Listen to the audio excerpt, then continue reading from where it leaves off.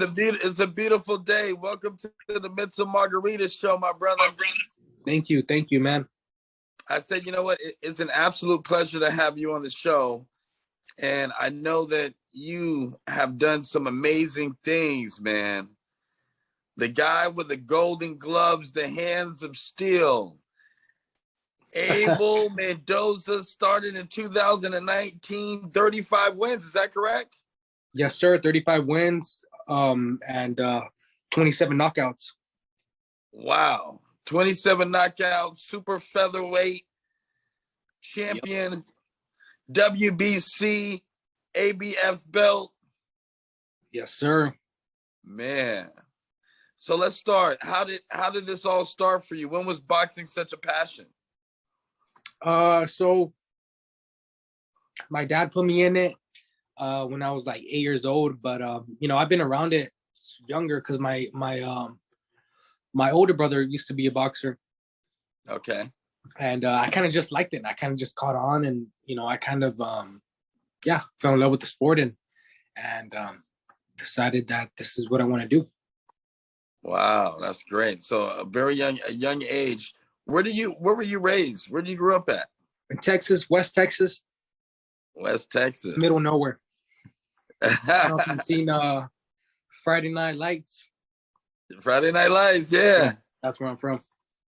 Wow. That's something. I've stayed in Texas, but San Antonio and Austin. Oh yeah. It seems like your part was opposite of where I was staying at. Yeah, pretty much. San Antonio's kind of more in the middle. Houston's like the opposite, way opposite. But that's Odessa, Texas. Odessa. Yeah. Yeah. That's the Permian. Absolutely. So when you started fighting, was there a time where you really felt like, you know what, I'm really starting to understand how this is? I never really, I've just never really known what it really is. I kind of just loved it, It's not really understanding but more just like, I love to do this no matter what. It's complicated now in the professional league because it's more of a business, more management, more promotional, right, things like that. A lot of stuff that I don't understand.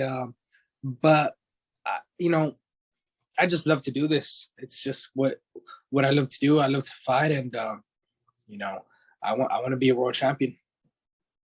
That's what I'm talking about. Now, are you underneath a specific promotional company or? Not right now. Not right now. I'm a free agent, and okay. But we're ready for whoever. That's what I'm talking about. Now, I'm in Vegas, and this is a very fighting city. Everybody loves boxing here. Have you ever been out to Vegas? Yeah, I have. Yeah, I've done some sparring out there, done training. Oh, you have? Okay. Yeah. That's fantastic. When's your next fight? Or who do you got in mind? Next fight, I don't really have anybody. You know what? I'd like to fight Tank. Tank would be a good fight for me. He's somebody that is in the radar. The Tank? Mm-hmm. You ready for the Tank, huh? Yeah. Wow. I love your confidence. Yeah. Uh-oh, he's saying it like he's ready. Yeah. Yeah. That's great, man. There's a lot of spirituality when it comes to boxing too. And, being in tune with the universe, being in tune with your body, your mind. Can you tell some of the listeners that are interested in boxing, that are young, that are just starting out, the type of discipline that you have to have? Yeah, it's not easy. I've always told people that you're going to have to go through a lot of suffering. You have to suffer. That's deep. Because it's not easy. You're going to have to do things. You're going to have to miss events. You're going to have to just a lot of sacrifices that come with this sport. But at the end of the day, it's worth it.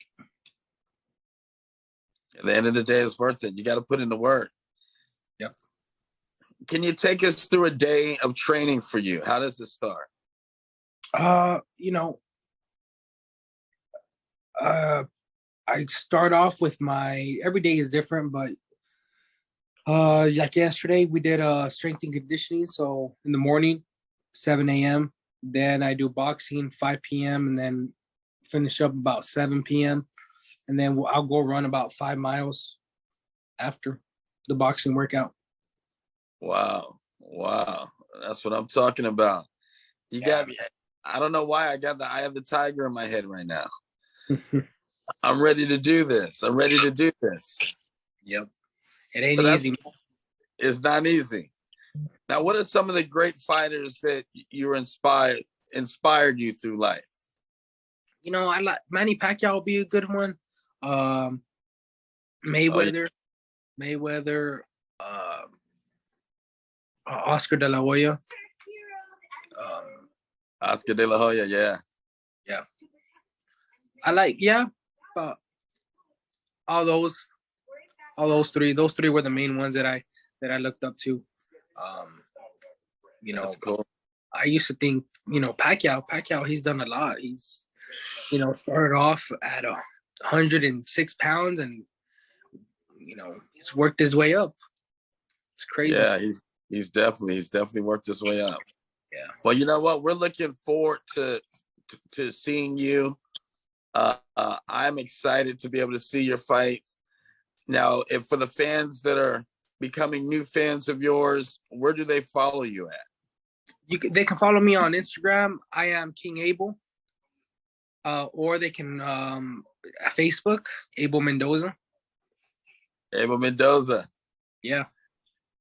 That's ABEL MENDOZA. Yes, sir. Well, listen, champ, it's been a pleasure. Yeah, no, thank you for having me. Anybody watching out there, I'm gonna be a world champion, so be ready. This is gonna be great footage, man. This is classic footage. We're looking at the world champion right now, and we're on the Mental Margarita Show. Abel, God bless you, brother. Thank you. Let's shake the world. Yes, sir. Thank you. Hey, welcome to the Mental Margarita Show. I got Red Wax in the house. Thank you. Appreciate it. We got Jamaica Queens in the building. Yeah, Jamaica Queens definitely in the building, Southside. That's what I'm talking about, man. How you been? But I just making progress, taking it day by day. I guess step by step, milestone by milestone, You know what? It's interesting because I was looking at some of the stuff that your team sent over, and one thing that I really was, I don't know, it just did something to me, is you seem very focused. Yeah. You seem like you have a very clear vision on what you want to do.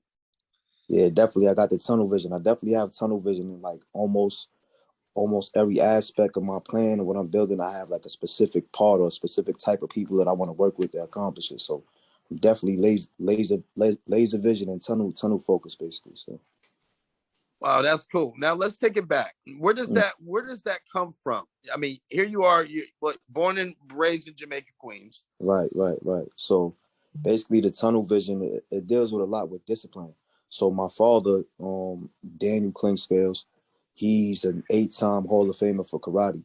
And basically, yeah, since I was young, like before I was even walking, he had me into the dojos and learning, observing it. And then once I started walking, me getting older, walking and talking, he had me participating in the classes, doing exercises, even teaching classes way down the line. I never actually became a black belt.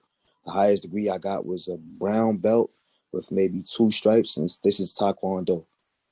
So that was like a heavy impact in my life as far as discipline. Like it affected me in ways I didn't even realize until like decades later, But that's definitely a major part of it. Then also my mother, she was also heavy in discipline in school and intelligence and everything. But my parents played a big part of that. My parents, my family, and everything.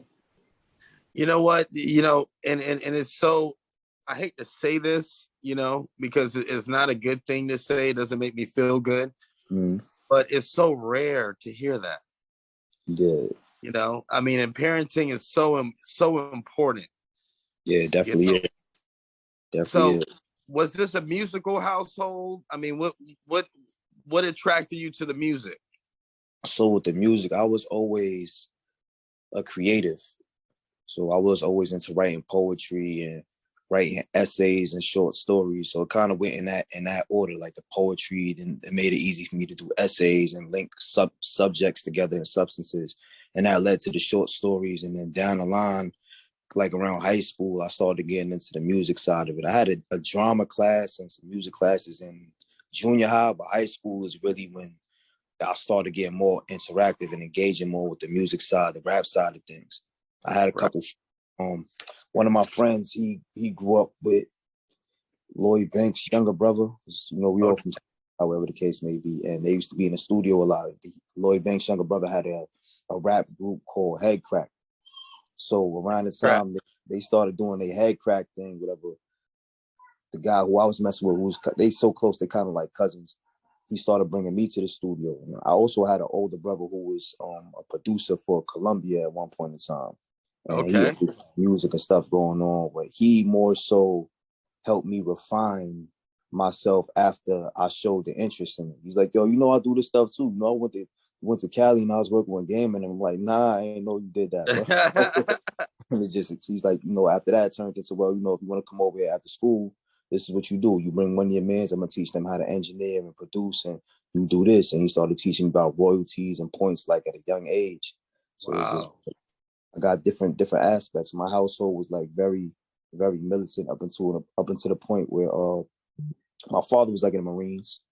Oh, snap. Yeah, You know how that goes. yeah, and and he was always and he was also doing the karate. He was doing the karate for like decades before I was even born. But just discipline on both sides with him. Then with my mother. My mother was a CEO on Rikers Island for like 20 years. So Wow, man. So discipline, school, discipline. Yeah, you got that discipline, man. I mean, to the max right there. yeah. Definitely. But it definitely, it was a major plus for me later on down the line because it helps me like direct my attention. When I Right. want to really lock in on something, I direct my attention on it, and it's a major plus, man. I'm forever grateful for that. You know what? You have every right to be forever great for that. And Mm-hmm. so now you're doing your poetry, you're in the studio, you're saying to yourself now, man, is this my calling? When does it hit you that you say, okay, I'm really going to take the next step and do this professionally? Professionally, I was the first time I was 16, and it was just like a mistake, kind of like a humbug. So I was Yeah. 16, me and one of my friends, the high school times, we used to go to parties a lot, and they used to do the battles a lot around that time. So it was like, yo, you battle against him, we're gonna put some money up and do the rap battles, whatever. And it never really went past that or the little songs for the mixtapes. So one day my mother's like, she has this friend who she spoke to about me, like, yeah, I have a son who's into music, because he was having a friend who he knew who owned a record label come to interview somebody. So Okay. he offered to my mother, just offered a friendship, like, have your son come sit in on an interview from the record label so he can Wow. learn, talk about and stuff like that, stuff of that nature. So the interview was at the guy's house. We went to the house, it was over there on like Jamaica Avenue somewhere. It was a guy and a girl, and I had brought my one of my best friends at the time. I'm like, yo, bro, just come. We just gonna sit on an interview and just check it out. So he's like, all right, I'm game, I'm with it. So we go to the interview and we sitting down, listening to what's going on, like the beginning of the conversation. And it was just like, yo, the guy name was like Klein Kilgore or something like that from Brooklyn, like Kilgore Entertainment. So he's like, my name is Klein. I have this label. This is what we're looking for. Artists who could do this, that, and the third. So, this is an interview to see if you're comfortable with that and if you could perform. And since all four of y'all are sitting here, me, my friend, the guy, and the other girl, he like, I'm gonna just interview all of y'all instead of just interviewing these two people. I'm gonna just Wow. interview all of y'all. So I'm like, all right, cool. So the other people who came, they came with music because they were actually prepared for the interview. So when they brought the music, the guy said, instead of him playing the demos, he said, this is what I'm gonna do. I'm gonna play some beats from my label, And I just want y'all to just go ahead freestyle, and I'm gonna record everything and bring it back to my other executives, my other team members, and then we're gonna go from there. So I'm like, right all on the right, spot. right on the spot. So initially, I'm like, he's still focusing on the two people who were supposed to be the initial interviewees, and the guy froze, bro. Oh, He prepared for everything. He came, he froze, bro. Like, I mean, froze. Like, not even one bar came out, not one word. Like, he all the way froze. It he happens. was he was rabbit before rabbit turned into the real rabbit. Definitely. But it happens, and when that happened, he's like, yo, you got to be ready. You got to have something. You don't even got nothing. You don't even got a ball too. So he's like, yo, come up there. He told me go up there because he had the camera rolling. So I'm like, all right, I got up there. I spit a couple rhymes, and he's like, okay, I like the way that sounds. He called the girl to come in and start crooning while we rapping and everything. I'm like, yeah, it sound good. And I just tried to spit like every rhyme I had on my head at the time, regardless of it or not. And then my man, he told my man, like, yo, you get up there too. And long story short, me, my best friend, and the girl, we all wound up getting probably 5 to 10 minutes straight of performance footage, while the other kid wound up sitting down on the couch. And he's like, yo, listen, man, that's what I want. I want y'all to be able to get up and perform and get up in front of cameras and be entertainers, just like whenever the occasion arises. So he's like, I'm gonna take this tape. He said he's gonna take the tape and bring it to his people from his label in Brooklyn and review it, and then we're gonna go from that step after that. He told the other guy that he's gonna give him 30 days or 60 days to get stuff together and give him another. And that's when I realized, all right, you know what, I could possibly do this, because at that point it still wasn't reality. It wasn't realistic to me at that point. Once that happened, I'm like, okay, this is real. I'm 16. He's talking about, all right, because you're a minor, you gotta have meetings with your parents and stuff like that before you get all that stuff. Yeah, so I'm like, all right, yeah, that's cool. That's when it initially started. I didn't take all the way off with it at that point, but that's when it initially started. Right. That's when something in your head just went kind of like that. Yeah, definitely. And then now speeding through. We're navigating through. Now you're actually coming up with some songs. Mm-hmm. What was your first single that you were super mad proud of? Mm-hmm. My first single that came out, the first single that I actually released was officially 2020, my Band Breathe single. So Band Breathe. Yeah, because I had took a hiatus. I had took a little step back from doing music and other things, but I was always business minded, doing other business stuff. So one of my friends, he was doing music the whole time. He's my friend, Rod Out the Rider, and he's been doing stuff he's got some stuff with 38 Special out now. He's got Brick Squad DJ. I forgot the name of the DJ from back in the days. He's from Albany, New York, but I knew him for some years. So he's like, yo, bro, you rapping and everything. Let's do a song together. Let's get a video and everything together. And that's the actual first song, the single that I actually put out. And from there, I was like, yo, I gotta get the business together. Pushing the single, you know what? Let's start the label. Let's get the label going. All right, yo, bro, you should start a business too. It ain't gotta be a label, but let's get these LLCs going. Let's get these LLCs going, baby.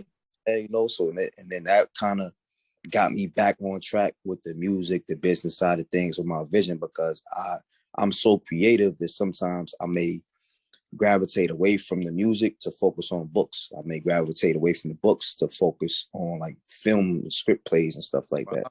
Wow. So you're very well rounded. Now, is your passion in all these other departments, or would you say they're on the same level, or is music a little bit higher? I feel like it's all one and the same to me, because it's all a way and an avenue or a medium to deliver a message. So that's one right. way through a song format, another one is through a book, another one may be through a movie, like that visual and audio content. So that was one of my main things that I had wanted to do with the books, have something that connected two different book reading groups. So you always have the people who do the quote unquote hood novels, read the Al Sadiq Banks books, the Block Parties, or read the Dutch books, or even the Coldest Winters Ever. Absolutely. And that's not even a hood book. That's a great urban novel. Yeah, great one. Right. But you have people who will read Dutch, but they won't necessarily read an Eric Jerome Dickey book. And they're both novels. So what I wanted to do was, all right, let me get somebody who will read a Dutch book and somebody who will read an Eric Jerome Dickey book to read the same book. And let me just bring those two audiences together, the younger teens and the older, more mature minds. Not necessarily saying the young people can't be mature, but then I looked at it like, okay, once I get the story or the content through a book, it's nothing really stopping me from finding a way to deliver that through a song. It doesn't have every song, but we could kind of deliver it through a song. And if I could deliver it through a song and through a book, I could definitely deliver it through a screen, through some type of, it could be a 5 minute, a 15 minute, or a whole movie. Absolutely. That on that level, I feel like everything is the same. It's just like different styles to it. You know? It is. You know what? And I think that you have the right approach. You know, it's good that you're not limiting your talent. Yeah, appreciate that. I mean, that's because a lot of people, they do, you know, they pigeonhole themselves to one thing. And it's like, if you're capable of doing more than one, you know, reach for the stars. You know, we only got one life to live, man. Let's do it. Definitely, let's do it. Do everything that your heart is set on. You know, don't hold it back. Like, let it go. Definitely. So now let's talk about the campaign now. So, all right, so you did that single. What is moving forward? We got through the whole COVID craziness that we had to go through. You know, that was crazy.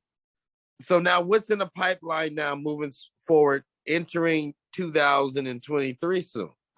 Right. So entering 2023 to put a slight pause on the books. I got 13 books written, by the way. I only have one published, so I have some locked and loaded and ready to go. But to put the book slight ice for a second, we focusing on building a network as far as the business that I'm building. The name of the business is Garanimal Content. Garanimal meaning the gorilla animal, and content just set myself apart from my type of content, the content that comes from my brain.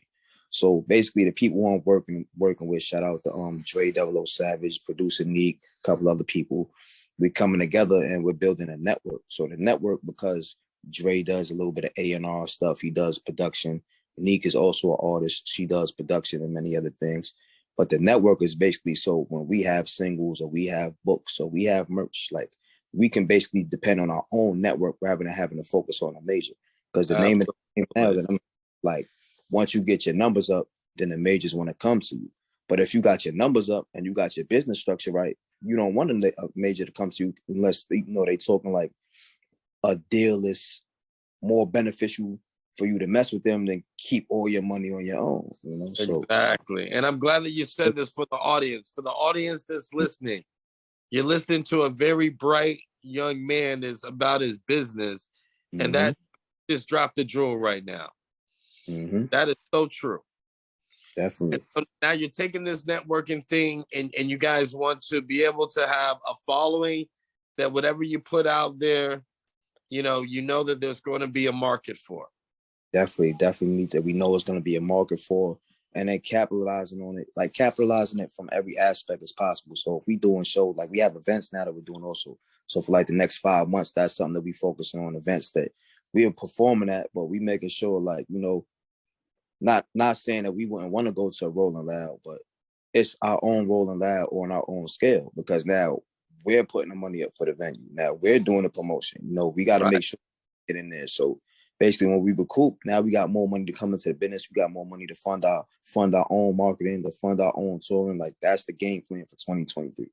Like, building these things up to get that going. You know, you got me smiling over here, man. You ain't supposed to be making me cheese on my own show, but come on.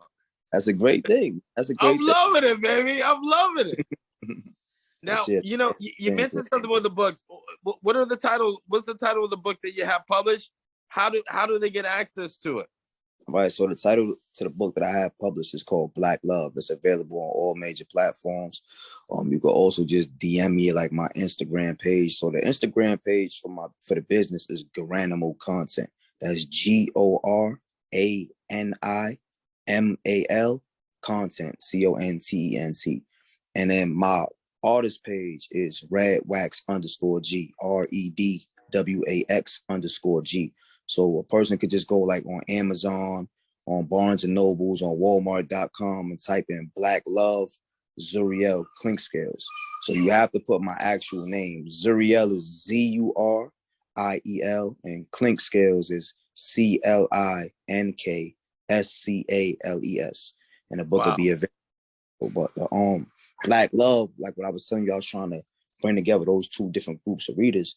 It's a book about how two different youth groups respond to police brutality and justified murder in their neighborhoods. So like one group of youth, they're into the streets, they're hustling, gang banging, everything, the whole nine.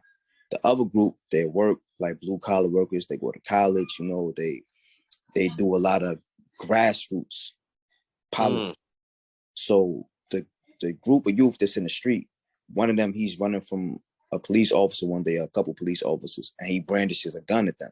Not to actually kill them, but just thinking, okay, let me back the gun out on them so they can respond to it, and that gives me a little bit of leeway to get away. So the kid, he gets away, and the same two officers see him like some days later while he's walking his daughter to school. And that the repercussion behind his actions the previous day is when they see him, they go, oh, he's got a gun, even though he didn't pull a gun out on that day. And they walking his daughter to school. So another kid who's from the neighborhood, he's in the streets also. He's walking out of the building and he witnesses, he observes everything happen. The police officers notice that and they try to implicate him in the situation to try and get the weight off of them. So the book is about that individual who witnessed this murder happen as a street individual. He doesn't want to walk into the precinct and say, yo, I witnessed this murder happen. He doesn't want to get for the case. He doesn't want to go to jail. He doesn't want to die. So he goes to the other group of youth saying basically, yo, I got this situation. It's a crazy situation. Like, how do I get out of this? I don't know how to get out of this. And they use their ties to help him get out of the situation. So with their ties, one of the youth, they have an uncle who's been locked up from the 70s because he was a Black Panther. So he's locked up for political things and other things. And the uncle always raised his family member who comes to come see him often. It's like his niece. Like, listen, this is how you handle something. You handle it this way. You go to this community meeting. You go to this rally. You file this motion. You network with these people. That's how you handle these types of situations. So the niece brings it to the uncle saying, you know, uncle, like, please help us get this kid out of this situation. I know him from when we were younger. I like him. He's a good dude. Like, please help us get him out of this situation. So the book Black Love is titled that, just to have a loose play on a word for like unity coming together in a unified front. And that's part one. I have two parts to the book.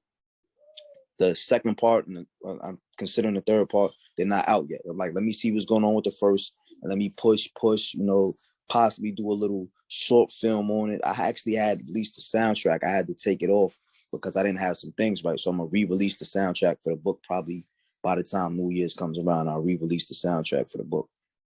Hey, let me tell you something.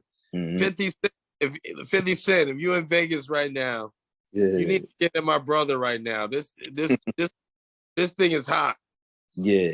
Appreciate that. You almost made me forget that I was even doing the interview. I was so caught up in the story.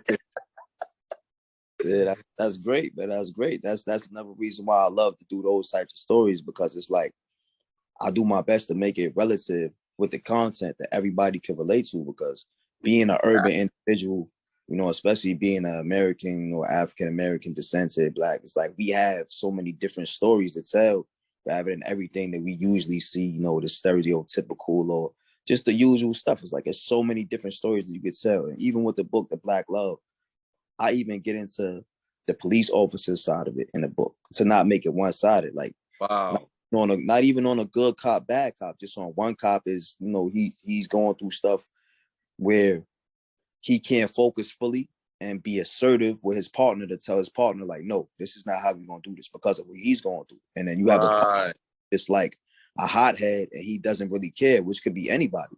We all got, whether you're Spanish, you Black, you know, whether you're white, we all know people who just are more careless with decisions in life and cause destruction in the inner circle. So I even got into that, like deeper into the officers' individual stories to show, like, nah, yeah, the book is called Black Love, but it's not necessarily like a Black exploitation. Right. It has nothing to do necessarily with the color. Right. And that's refreshing, you know, because we know the problems that do exist and we should address them. Mm-hmm. But also good to put a spin on it because there's so many things that are relatable to all walks of life. Yeah, definitely. And I definitely commend you on that, my brother. Thank you. I appreciate that, Sly. Definitely appreciate it. Yeah, we got to collaborate. I got to bring you out to Vegas, and we gotta get some book signings going. Definitely make it happen. We definitely coordinate, schedule it, and I'll definitely get out there. Now, I want to ask you one more question. You got me all choked up here. What is the name? Red Wax. What is the meaning behind the name? So the meaning behind the name is like when I was younger, we was running around into the streets and stuff like that, stuff of that nature. So a lot of people had selected their names from other characters. And it was like how I was running around when I was younger and certain things. I wasn't the old dog of the situation. Like, you know, if you remember the movie Menace to Society, I was always that one.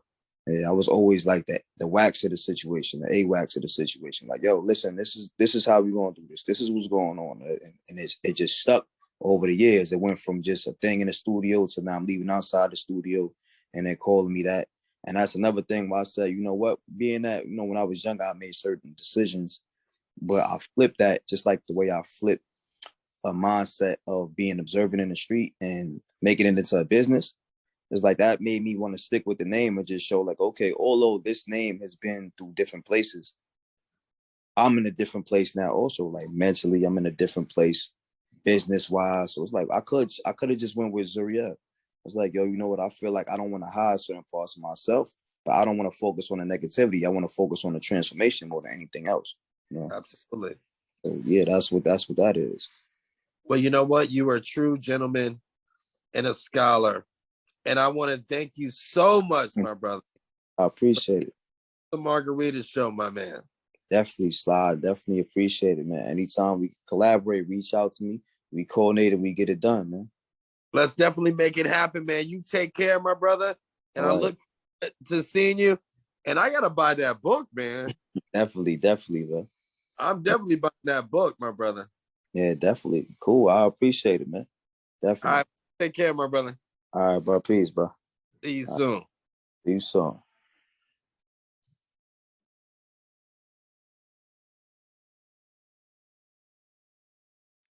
The man in the hour. What's up, man? How you doing? Feeling good. We got DJ Charger in the building, baby. What's up, Mr. Sly?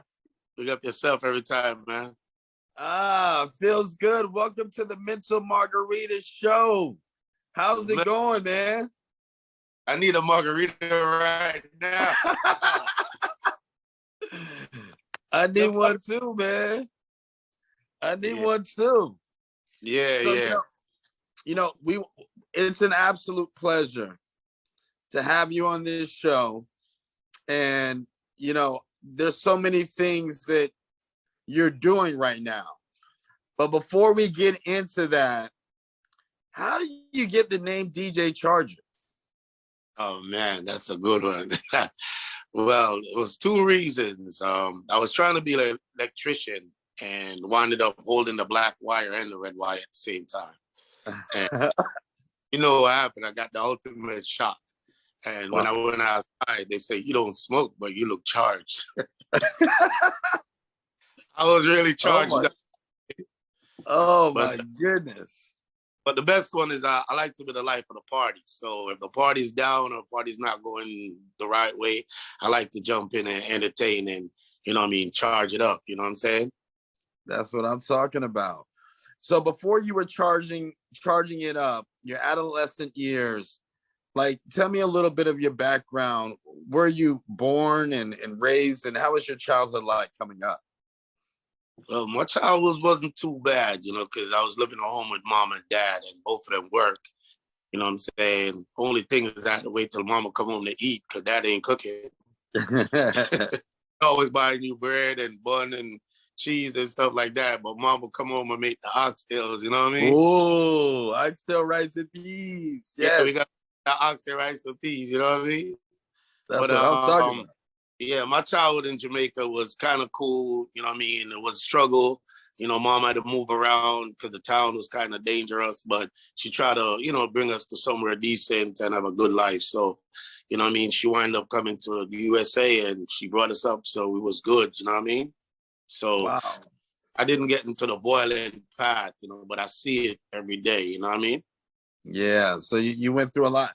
So now that town, specifically, where were you in Jamaica? Oh, that's called Greenwich Farm.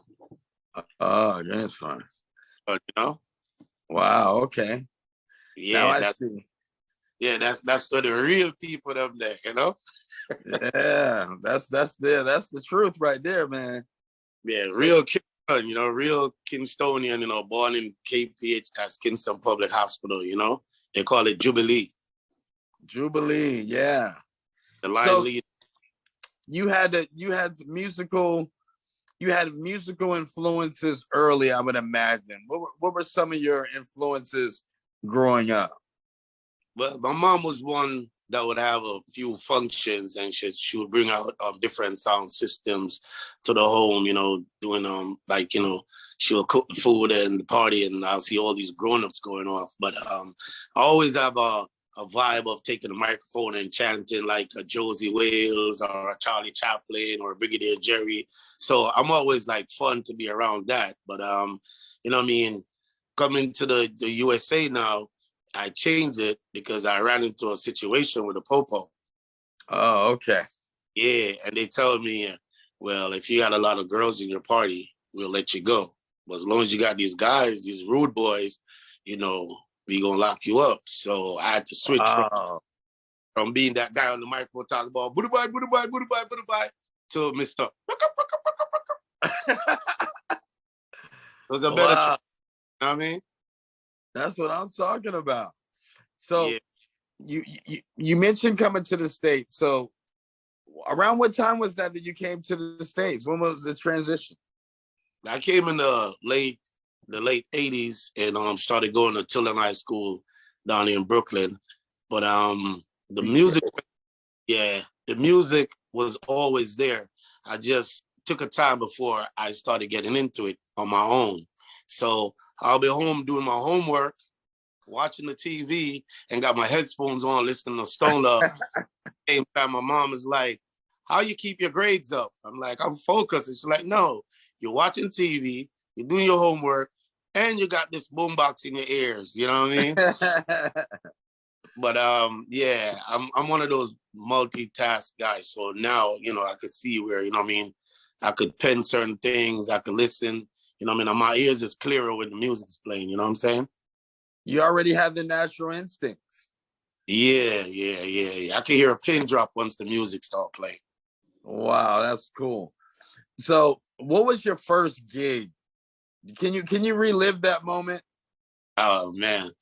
My first gig, it was outdoors, like in a backyard in Brooklyn, you know what I mean? They had everything set up, and the DJ was like in his feelings because he had a problem with his wife. So Oh, okay. some songs for himself, and the crowd was like, "Man, come on, you know what I mean? What are we doing? This is a backyard party. Let's go." So I was like, you know, I can do something. So I went to his wife, was like, you know, "Can I get on?" And she was like, "Yeah, of course," because I need to talk to him. And he wouldn't get off. So, you know, the crowd started wandering around and people started saying, you know, "We're going to leave because there's no vibe." But at that time, I didn't know music like that. You know what I mean? Right. So I know how to hold the microphone and talk stuff and bug out and let you laugh. So after getting on the set now, you know what I mean, I started talking and become a selector, because a selector is different from a DJ. So I started putting on one song, then I'll talk, and then I'll put on another song because I really don't know what I'm doing yet. You know, Right. I'm flowing yet. You know what I mean? So I started doing that, and then I had the crowd rocking. And it was like, yo, you know, you need to put them on the set, let them play, you know, whenever y'all moving around. So that's how I started, from the backyard. And from then, you know, they used to call me G.I. Joe. Because G.I. Joe. I used to watch a lot of G.I. Joe and act like I'm a soldier, you know what I'm saying? G.I. Joe jokes, you know what I mean? Always fighting Cobra and all of them. So after that, no, I transitioned into focusing more of blending the music together. Knowing's half the battle. Yeah, and those were records. So you got to know how to slow down the record, speed up the record. You playing on vinyl now. You can't break the needle. So, you know what I mean? It's a lot of, you got to focus, get up in there. So then you really said, okay, I really got something. I'm going to fine tune this craft And then as you start progressing, what were some of the things that you start doing then after that? Did you start going to other different venues and stuff like that, or what? Yeah, definitely. Once I started from there, people start requesting me, and I had to fine tune the craft because I didn't know it that well. I just thinking like, you play the version, and I'm gonna take the mic up like I'm Beanie Man or Ninja Man, and I'm gonna just chant like, and show here there. But you know what I mean? I was in that vibe, but then I realized there was another side to it. That's the good side, the side that make people feel good. So everyone at the event feeling some type of way, and the DJ is the one that put them in this cool vibe to go back home. So you know what I mean?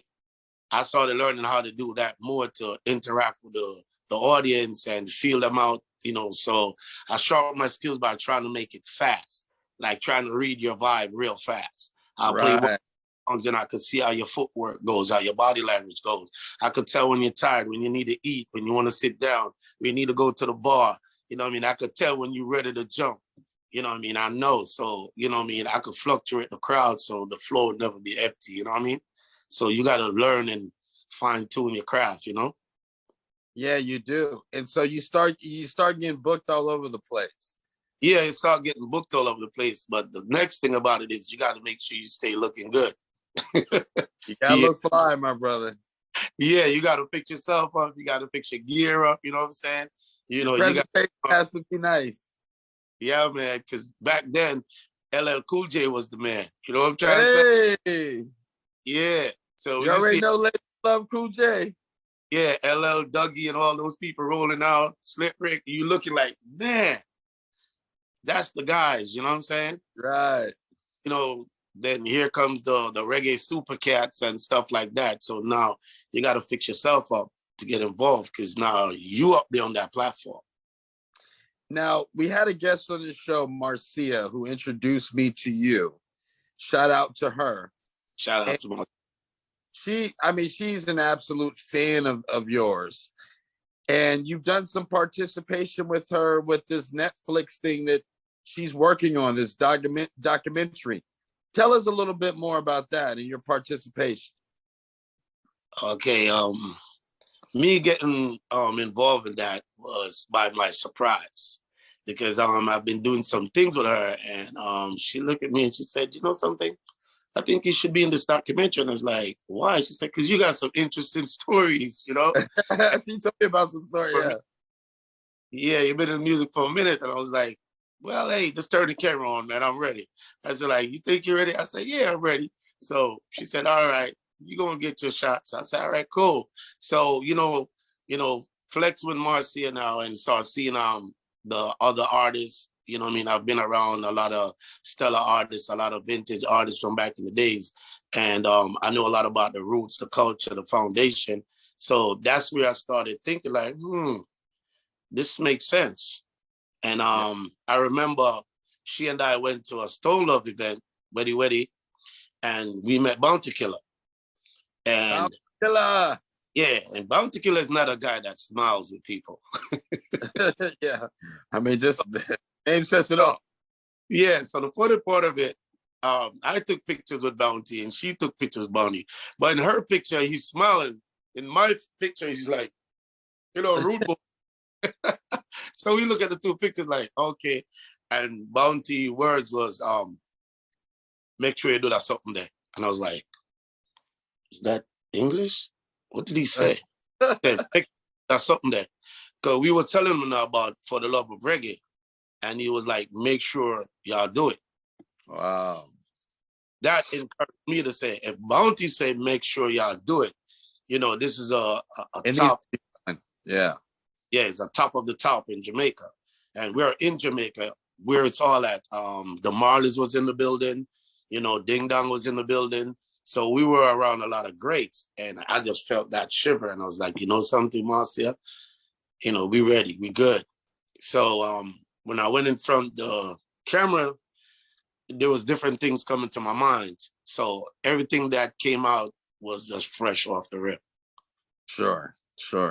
It wasn't programmed. It was fresh off the rip. I think it's like divine, not to cut you off, I think it's like divine intervention. Yeah, And it's kind like that moment, you were just at the right spot at the right of, time. that's what I'm saying. So shout out to Marcia V. Deans for seeing that and giving me the opportunity. Also hooking us up so we could talk right now. So that shows, you know what I mean, that she's interested. And she always tell me about you, man, even before now. You know I what I mean? appreciate Jamaica, she told me, and I was like, yeah, we need to go to Vegas. And she was like, yeah, but people that bigger Vegas. That's her voice. Yeah, that's what you sound just like it. Yeah. So So we really, you know. when you think of the culture, when you think of reggae, how do you let me see how I want to say this. How do you feel about the culture of reggae right now? Do you feel that it's getting its props due? Do you feel that the respect is in the air worldwide? What do you think needs to happen to keep expanding the awareness of the culture as well as keeping the music rocking? Well, right now the culture is in a little bit of a division right now because it has changed with the youths. The vibe has been changed. Don't want to call any names, but certain producer, certain artists, you know, went into Jamaica and they saw the culture and they took the culture from there, transferred it to the US, and it becomes a different vibe, so to speak. So by changing that, they use a top engineer and producer. So when that goes back to Jamaica, it goes back to the youths of Jamaica. So cuts out the middle of the music, like where the foundation is, where the stability at, where the real cultural songs were, where you could have mom and pop listen to the same song that the youths is listening to. It cut that, so it make a division. So now the youths are getting into the trap reggae as to reggae dancehall. So we are now faced with Afrobeat as another one. We have reggaeton as another one. We have soca dancehall as another one. So we're moving all over the place with pieces of the reggae. So by trying to get that back into one, it will never get back into one because there's so much parts to deal with. So it watered down the craft to now we are trying to keep it back. We're trying to revive it with vintage artists, you know, artists with, you know, stamina, artists with good songs that, you know, durability that we could use them now to try to get the platform back. But we're in a new era where the youths take over. Right. So the youths are in the forefront and the foundation is getting pushed back. So if you love reggae music, you will see the different stages of reggae music as we come from the ska and come all the way rock steady, we coming all the way to, you know, roots and reggae and all of that. So now we are into dancehall, then we graduate from dancehall into trap dancehall. Right. So music is different. So we are trying to control it, but it's hard to control. So now with millions of people all over the world that has their own criteria of the reggae, now Jamaica can't control it no more because it's way beyond Jamaica right now. Yeah, we are just, so the heart is pumping all that blood into reggae, but reggae is branching off all over the world. So the culture right now is in a little spiral. So yeah. But it's not going to bottom out because reggae is still pumping. It's pumping life everywhere. So it's not going to bottom out. But as far as the culture, that needs to take in perspective and get back to the roots. And the rhythm is where everything starts from. So using all these computers and keyboards, you will never hear that good drum and bass anymore. Right. And that's where the changes are. The new artists, when you play a drum and bass for them, they can't do that. They need a DJ to play their track. Right. So they can't play with a live band because the live band and them is on two different levels. There's no drummer in there. You know what I mean? There's like a guitar kind of bass or a keyboard kind of bass or a drum set kind of bass. So you get a fusion instead of you get like a boom, boom, boom. You get a boom, boom. So it's different, you know, you get a wave. Yeah. So the sounds have changed. It's a lot like hip hop, you know. Once the art form get commercialized, and then it got, you know, went to the trap. I think that for a long time, we went through a stretch where we needed our forefathers to really be heard and speak up and make sure that we preserve the culture, and for the artists, the younger artists, to realize where it came from. And you're starting to see a little bit of connection, a bridge between young and old and hip hop a little bit more now, but we went through a long stretch. So I think reggae music is kind of like that as well. Yes, it's versatile, you know, it's all over. And it's just like you said, like say for instance, DJ Khaled was a DJ just like I am. Quote unquote, DJ Khaled used to open for this guy. Ah. The history a lot of people don't know, but I can't call Khaled for it right now. Me and Khaled go way back. Me and Khaled go way back. Yeah. I'm from Madhouse. Wow, cool. Yeah, I used to be one of the stars that flies up from New York City with Road International to star at Madhouse. Wow, okay. You know, I started out with Cool and Dre. Look at that, man. Awesome. Blessed. Nice to meet you, man. Yeah, absolutely. So we were in familiar circles. Yeah, we was in a familiar circle, man. Working this music on the real, you know? So now you being a DJ, us talking about all these different sectors of reggae now, does it make it more difficult for you to be able to, you know, do a party knowing that you have to please all different types of groups?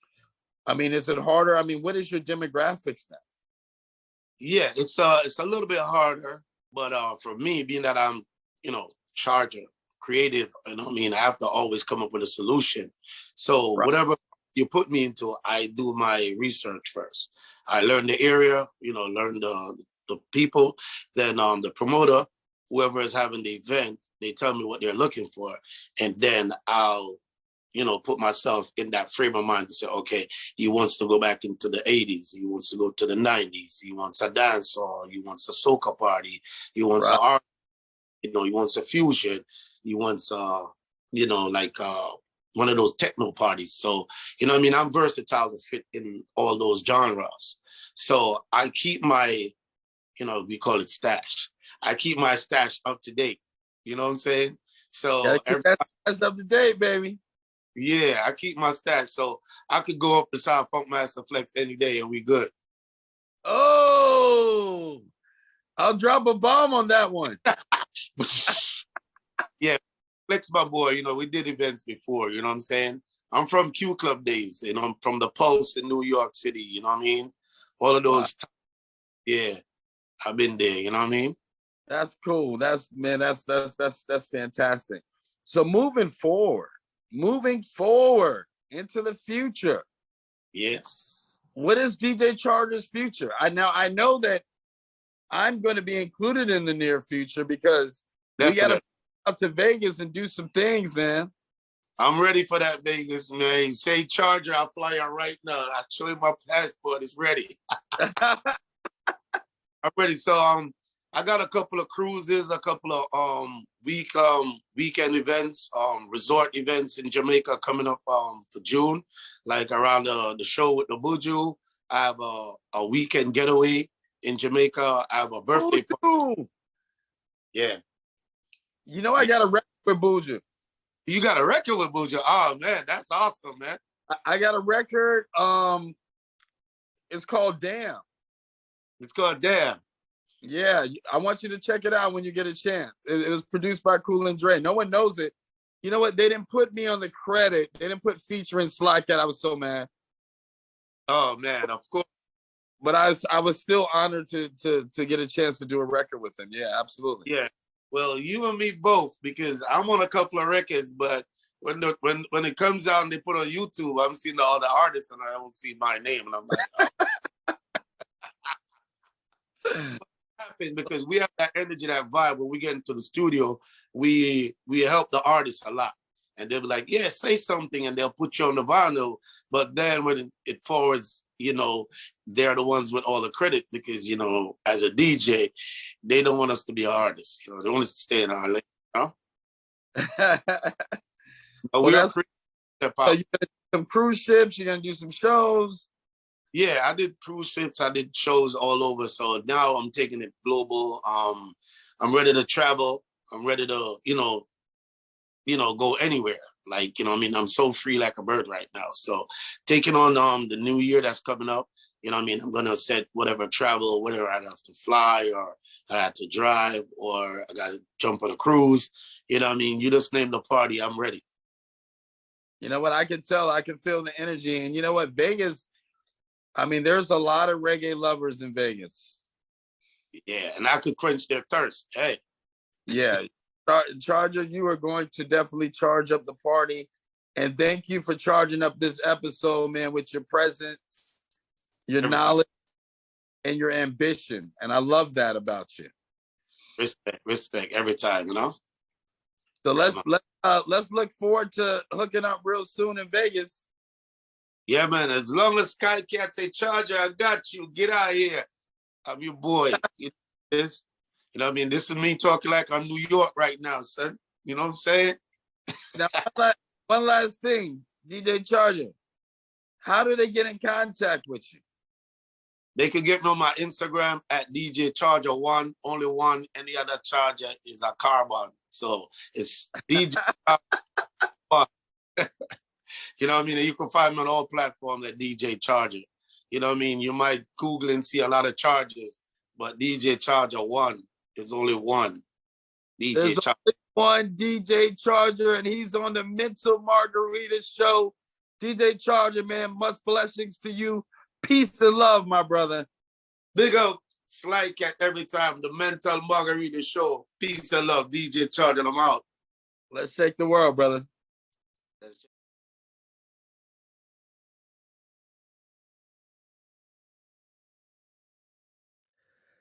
Yo, what's up, world? Thank you for tuning in to the Mental Margarita Show. I am the Rebel, and this is my rant. Today, I want to talk about the war on drugs and people, because yes, it still exists. The war on drugs has become a hot topic in recent years as drug-related crimes and abuse have made headlines and become a serious public health concern. Drug abuse affects people of all ages and backgrounds, and the criminal justice system has been combating that problem with significant resources, as they say. However, it's important to remember the human side of the war on drugs, because every person potentially affected by the war on drugs is an individual with unique experiences, emotions, and stories to tell. But too often, we talk about the war on drugs and forget that drugs aren't a faceless enemy, but instead are a dangerous problem within our communities. That's why it's important to encourage those who have been caught up. Treatment and rehabilitation needs to be a part of this conversation. Offering hope to those impacted by the war on drugs is essential. So instead of treating drug abuse as something to punish, we must view it as a complex issue in need of support. It's important to emphasize that no matter how deep a person has fallen, there is no, or often, a way out, depending on the kind of person you are. You see, there are countless stories of powerful statements that have encouraged people to get out of that kind of world. But music, social media, and the news will not exploit that. So be aware of self, be aware of mind, and be aware of others. Thank you, and carpe diem.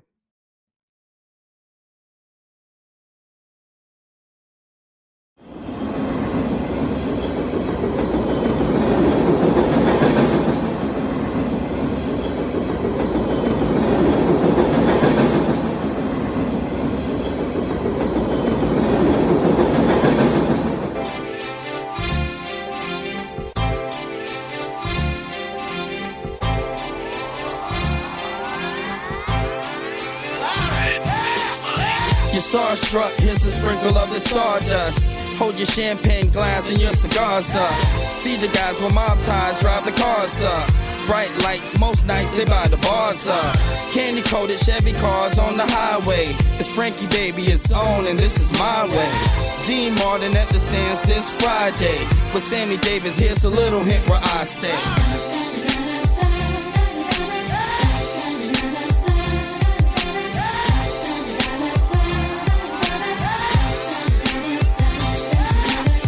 The city shines like Liberace's mansion. And you know Elvis had the whole city dancing.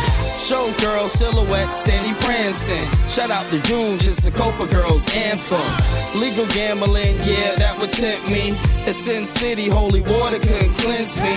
And Wayne Newton had the crowd in a frenzy. Live at the Stardust.